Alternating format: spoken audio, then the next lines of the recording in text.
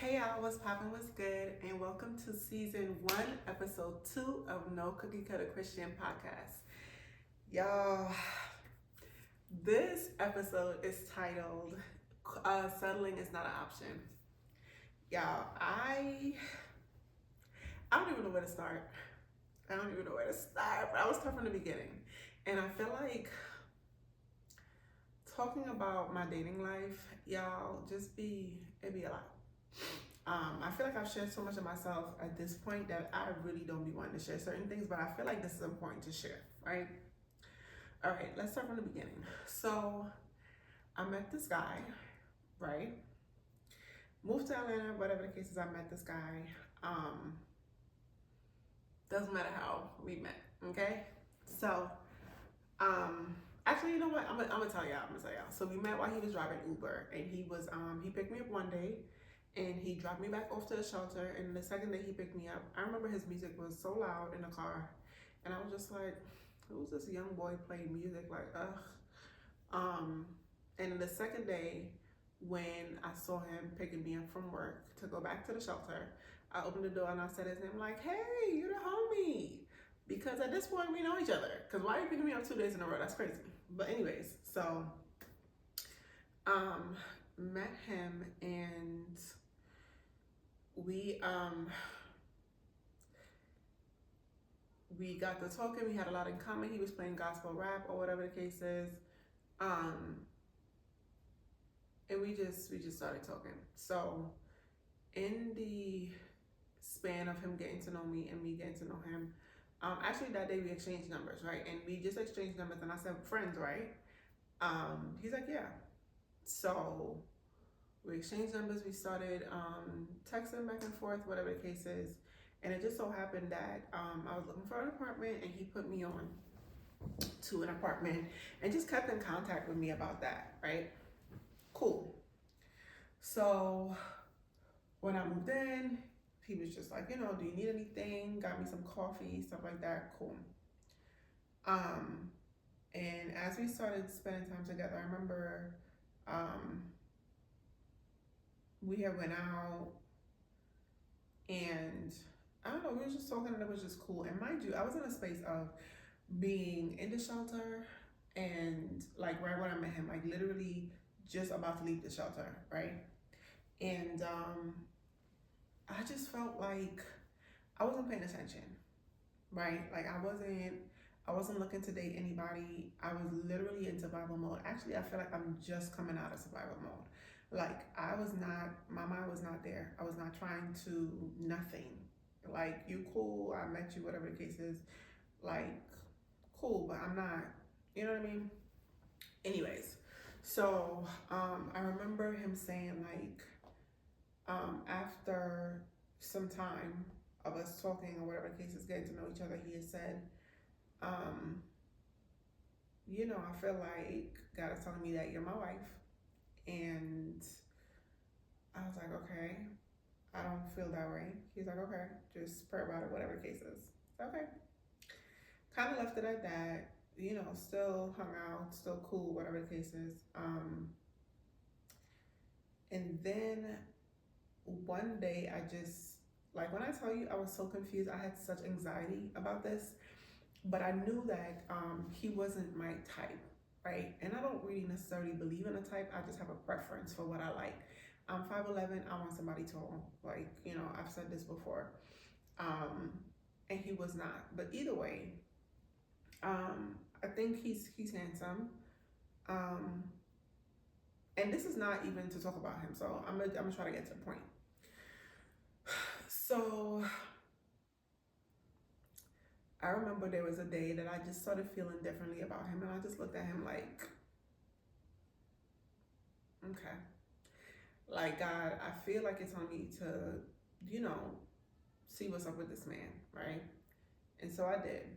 I was just like, we sat down and we were talking or whatever the case is, and he just started looking different to me, and I was just like thinking, like, "Okay, God, what is this gonna look like if we actually start dating or whatever the case is?" And then there's a certain number than me and God has, right? Because God does use numbers to talk to you. And I'm not talking about angel numbers. I'm talking about when you look at it in Strong's Concordance, because that's going to pinpoint you directly to the Bible. So if you have a number that you're not sure of, put it in Strong's Concordance, and it's going to give you like scripture reference and tell you like Greek and Hebrew meaning of that word, right? Cool. So me and God had already established a number related to my husband prior to, okay, Ben, okay? So like probably a couple years ago, so when I met him end of 2024, it was just like, okay, cool. So I asked him, he was driving me to work one day, and I asked him, what time is it? He told me the number, and it was the number that God had given me. And I remember prior to that, he was taking me to my cousin's house to get, the clothes that I had. And I was telling him about all the reasons why we couldn't be together. And I saw the exit sign say the number that God had given me. I stopped talking. I just shut up. And I was just like, maybe that's just a coincidence, right? And on the way back, I started to tell him again why we couldn't be together. And I saw those numbers again on a billboard this time. And I was just like, okay, God, I'm gonna shut up. So the final one was when he said the time, right? And I was like, okay, God, let's give it a try. So we started dating. It went to hell in a handbasket. To hell in a handbasket. Okay? We started dating, and essentially, it did not work out. I'm trying not to say too much about this person because honestly, like, this person was there for me. This person, while he was in my face, treated me well. This person, in some ways, was good to me, right? So I don't want to do too much. But I will say that, some of the things that that I found out about this person just let me like, nah. So we ended up breaking up in like July. So we were dating from December of 2024 to like July of 2025. And we were so cool, but I actually cut him off in like September of 2025 because he just did something that was disrespectful. But in any event, here's the thing, right? God told me about who my husband was supposed to be when I was 16. And I felt like because it hadn't happened yet, like maybe I'm looking for the wrong thing. Maybe I'm not, you know what I mean? Like maybe I'm getting it wrong. Maybe that's not what God said, right? And it's so funny because now people come up to me and like I've had two people in probably like the last week tell me, oh, well, your husband gotta be this because I don't see any other way of it working out. I'm looking at them like, I know. And God didn't tell me what he looks like. God didn't tell me who he is. I mean, I don't think God told me who he is. But I feel like God told me like his profession and like his character, right?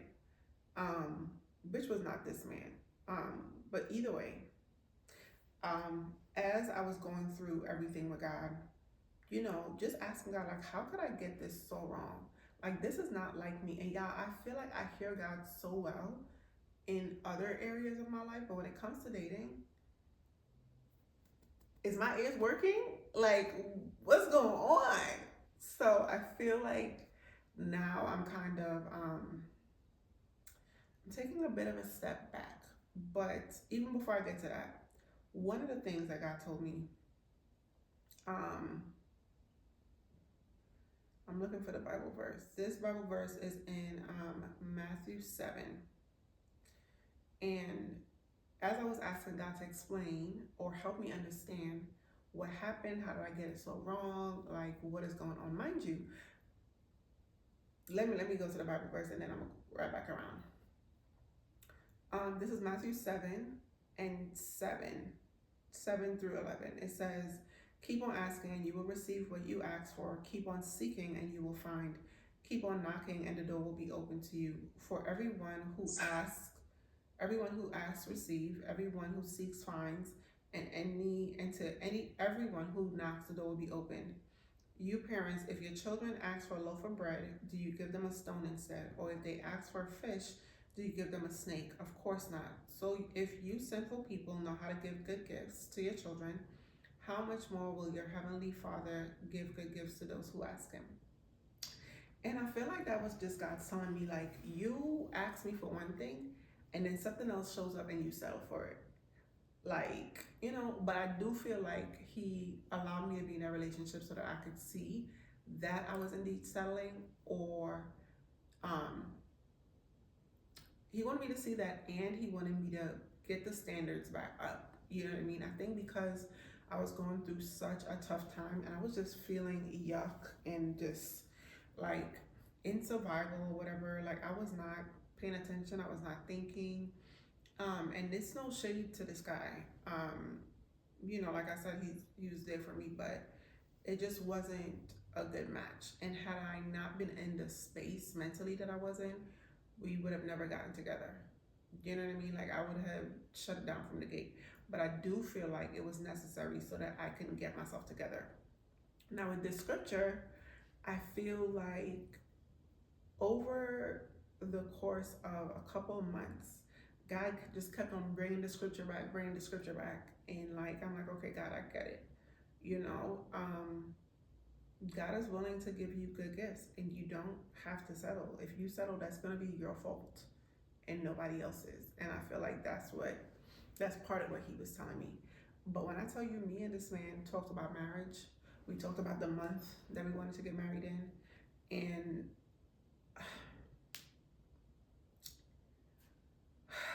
yeah, I'm gonna say one thing about it, right? So we talked about marriage, we talked about the month we were gonna get married in, we talked about what it looks like to blend families, and you talked about finances. We just got really in depth about everything from the gate. Like we were dating for 2 days before I was just like, okay, this is what my finances looking like. What are your finances looking like? Like what we got to do? Like what's the plan here? But in any event, one of the things that turned me off, let's say, is that I remember I was in the midst of like, oh, look at this photographer or whatever the case is, like, make sure, like, I don't want, and that's probably the problem too. Like, I kept on telling myself, like, I don't want a lot. And for me, I live in Atlanta. If I'm getting married over here, then I don't know a lot of people over here to like have a big wedding. Even if I go back to New York, like I don't bang with a lot of people. So on my end, 30 people tops. Like if there's 40, I'll be surprised, but that will probably be the most. You understand? So I'm not looking for a lot. I'm fine with actually having a courthouse wedding. Just because I feel like you get lost in the sauce when you have big weddings. Like I've been a part of a couple of weddings in my life, and I've seen people just not be able to enjoy themselves because they're wondering about who's walking down the aisle now and is everything on time, and I just feel like it takes too much. You get what I'm saying? I want if I was to have a wedding, I want a very intimate time. I don't want 200 people in my face asking me for a picture. It has to be the 80 people that's in the room tops. Do you know what I mean? Like I just don't want a big to do. I feel like the meaning gets lost, and I want me and my husband to actually rest, wake up, have a good time, and really enjoy with the people that we bang with. You know what I'm saying? Like if I haven't spoken to you in 6+ months, or whatever the case is, I don't feel like you need to be there. But in any event, I was looking for like photographers and stuff like that, because I'm just like, listen, I want this to be right. I don't want much. I don't ask for a lot. Let's see and make sure that, that the little that I'm asking for, like you're on top of your game. I had given him the ring options, which wasn't a lot either. I gave him options for a photographer. And I just felt like he was cruising. Do you know what I mean? Like no effort, just cruising. And then one day he comes to me, he's like, yo, let's just get married. Like, let's just go get married. I was like, what? I said, absolutely not. One thing that you're not gonna do is deny me of the pump and circumstance that I deserve. I'm like, at the end of the day, I plan on being married once. Okay? I do. So if I'm gonna get married once, I feel like if I don't want a big wedding, if I'm not asking you for that, then the little that I do ask for, like, do something to make it special. Like, do something to, you know what I mean? Like, you could do the courthouse, but make it cute. Make it cute. Like, don't, I'm, anyways, child. So that's one of the things that just like really turned me off. Of course, the reason why we broke up was a lot bigger than that, but it just let me know like you are not, you want me, but you don't want to put the effort in. You don't want to pay the price that comes with me. And I feel like the price was very low. And that just made me think like, yo, you thinking you doing yourself a favor and not asking for much, but if you ask for a quarter, they're gonna give you a dime, probably even a nickel. Like, just ask for, like, and my thing is because I think people look at me and they feel like, you know, they have me figured out. But when I tell you, I'm very unproblematic, no drama. Like, I like to be in the house. I'm chilling. Okay? Most times, my day to day, I'm just talking to my sisters. I'm talking to my closest friend. Like, I be chilling. You get what I'm saying? Out the way. And I don't ask for much. And I'm a very simple person. You know what I mean? Like, I'm not hard to please. And so I feel like if you ask somebody for $1 and they say, you know what, I'm gonna just give you this dime. No, sir. Keep it, because I don't want anything at all from you. And so I felt like that was one of my signs to just like carry on. And so I did that. And I've dated one person since then. And he was a great guy, just not on the same page. Which brings me to my next point, right? Like, one of the things that I had to understand is we do not Christian the same. Do you know what I mean? Like, I think that people have the idea that if we go to church, that we are the same. We are not.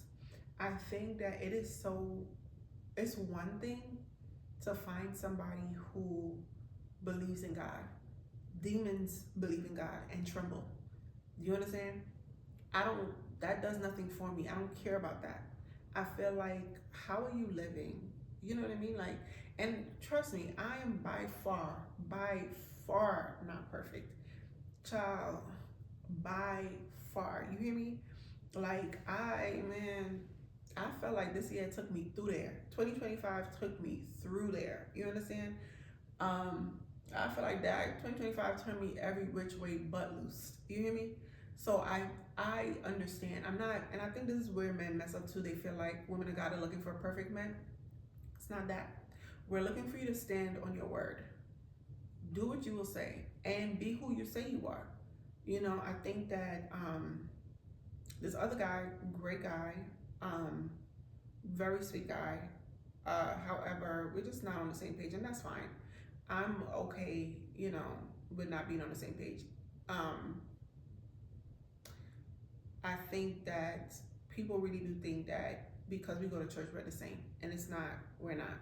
There are different kind of Christians. There are different belief systems, right? And for me, it's really important that somebody has an understanding of the spiritual world and how that works. That you don't get to just do anything and go anywhere and feel like it's not consequential. Like, I live a mostly restricted life because I understand, like, I don't watch everything. I can't. If a movie has too much sexual stuff in there, I'm not watching it. One, I don't have an outlet for that. So I'm just not. And then in a sense, when I do have an outlet for that, there's just certain things that I just feel like are just way too raunchy and just has a spirit of lust. And like, if I'm watching a show or movie where somebody's constantly cheating on their husbands, I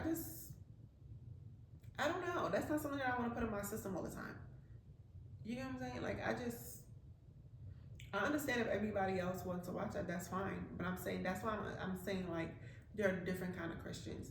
Um, and for me, I want somebody who understands spiritual things because I don't want you just living your life and you opening a whole bunch of demonic doors to come back in my house where I'm praying, where I'm putting, because I know somewhere over here on the camera, where I'm oiling down my house and you over here bringing in spirits because you got too much going on. No. So that's one thing. Another thing is that I feel like the guy earlier this year that I was actually in a relationship with, that was Satan's best work. Because I've never experienced a counterfeit like that. When I tell you, I've never experienced a counterfeit like that. That, I don't know. I've just never experienced something like that. And I don't feel like there has to be a counterfeit before the real thing. I just feel like that for sure is a counterfeit. You acting like $100 bill, you not a $100 bill, but you like a really good close duplicate, counterfeit. Okay? Let me just say that. The other thing is like, I feel like men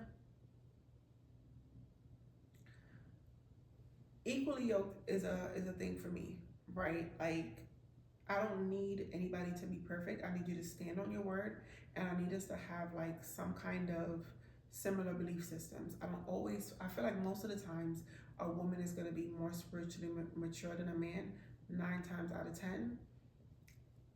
I feel like it depends on what the gap is. Like if a woman is spiritually mature in this way, okay, cool. But if it's like this, you're going to have a problem. You know what I mean? So I don't know. But in any event, I feel like I took a little step back from dating because I feel like I don't want to try and fill a void just so I have somebody around. Like at this point, I'd rather be single because then it's too much headache to, make somebody fit. And I think it's really important, like, the men these days, when you become a wife, I sincerely believe that you would have options for marriage. The men these days that I talk about marriage from the gate. You understand? Like, nobody's not, like, I haven't met maybe one person I could think of recently that was not trying to be married. Um, but when you are a wife, I feel like people start to look at you that way. I really feel like it happens in your mind first and then your actions, and then that's just what you end up attracting because that's the vibe that you're on. So I don't feel like it's not a shortage of men wanting to say, hey, let's settle down. I do feel like at this stage, I've waited long enough and I want what I want. And I don't want perfect. I just need him to stand on business. Like, what exactly do you want to like out of life, and does it match up with me? I think the biggest thing that I've found though is that men don't see me. They see me, but they don't see me. And I feel like that's how I really know who my husband is. Like, I know what I'm called to. I know who I'm supposed to be. And if my husband does not understand that, he is going to be a stumbling block and a rock of offense. Okay? I feel like he's gonna be, for instance, if I feel like God has called me out of state to do something and my husband does not see the vision, he doesn't understand who I'm called to be, and he's gonna be looking at me like, why are you leaving the house? These kids got da da da, whatever the case is. You know what I mean? It's just gonna be, it's not gonna be good. And then my purpose is gonna be stunted because he's not gonna understand. And I'm gonna have to respect it in some regard. I'll be turning down things that I shouldn't be accepting and all of those things. I think Sarah Jake said it best, and this is one thing that she said that stuck with me. Excuse me. And I may not say it verbatim, but she said, how she said it? Her husband creates a space for her to be who she called to be. He creates a space for her to, for her to be who she's called to be. Something to that effect. But what I took from it is like, he sees her, so he understands her. He understands who God has called her to be. So he's not there stunting her. He's there pushing her to do more and calling her higher to her higher calling. You know, I think for me, I've been met with men that they think I'm attractive. They think I'm funny. They think like I'm a vibe, because I am a vibe. They want to chill. They want to hang out and all the things, but they don't really, and you know, some of them lately have been wanting to get married, but they don't understand what I carry. They don't understand who God has called me to be. They don't understand the assignment, and they don't see me for who God has called me to be. I think part of that is because I was, you know, disobedient, not doing all the things that God has called me to do, as far as this podcast, as far as releasing, content consistently. So I've started to, you know, get back in my bag. Most obedient year ever, okay? But I just feel like that is when I'll know that somebody's my husband. When they can see the assignment, understand what God is calling me to do, and be able to speak to it and be able to push me there. You know what I mean? Like, me and God already got a good thing going. But I think it's really important for the partner that I'm with to understand, so that it doesn't hinder our marriage and it doesn't cause division in the house when we have kids. Do you know? So, I'm patiently waiting on that one. Child, this one could be anybody. It could be anybody. Who knows?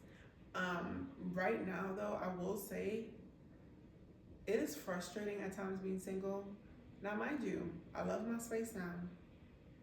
I love living alone. I love having my space, right? And maybe me and my husband need to talk about different wings of the house. So when we need a break, we can go to our separate abodes and do what we gotta do. But I also really love cuddling at night. Like, I wanna, when my head hit that pillow and I put my feet under them covers and I don't have nobody else's feet to rub against, it makes me feel some kind of way. It makes me feel some type of way. I think that, and just like when you need a man to do stuff around the house, I just put up a table yesterday and I was like, why am I doing this? I'm just a girl. Why am I doing this? Like, where's he at? So he can come help me. Because I don't have time for this. I think when it comes to that, when it comes to just even having, just like a male presence, you know what I mean? Like, sometimes you don't even want nothing but a hug from a man who could just like engulf you in his manliness. That's what I want. And I do want to be married. But I'm saying I'm also finding joy in this singlehood and living alone and being able to do what I want to do when I want to do it, you know? But yeah, that's where I'm at. This year in dating and in a relationship took me through there, okay? I was in places I had no business being in, doing things I had no business doing, child. But me and the Lord are back on the right track. And so I'm really excited to see who God gives me as a husband. And at this point, I'm just, we done been single, unmarried, not single, but unmarried for 35 years. Ain't no time to settle now. Settling is not an option now. I didn't ask my God for a stone, so he's not gonna give me a stone. I asked him for bread, so he gonna give me bread. That's all. I don't want nothing else. I'm excited for when that person comes, but I'm gonna have to occupy my time in the meantime, because it gets lonely being like those weekends where you just kind of by yourself. You've been by yourself all week. Now it's a weekend and you by yourself and all the things. So I gotta find ways to occupy my time and make more friends. But that's it for this episode. Can't wait to talk to y'all in the next episode. Leave me a comment. Let me know what y'all think. Do y'all have a brother? Do you have a cousin? Do you have a man of God? A true man of God that y'all want to set me up with? Let me know. But we'll talk soon. Bye, y'all.